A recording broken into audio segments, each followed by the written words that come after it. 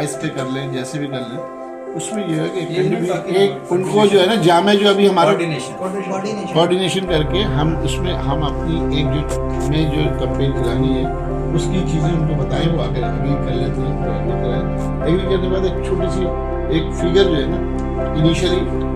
Figure रख लें कि भाई हम इतने 5-5 10,000 रुपये लेते हैं जमा करने में, हम एक इस्तेमाल पूरा पे मतलब जो है ना, लगा के भूल जाता है।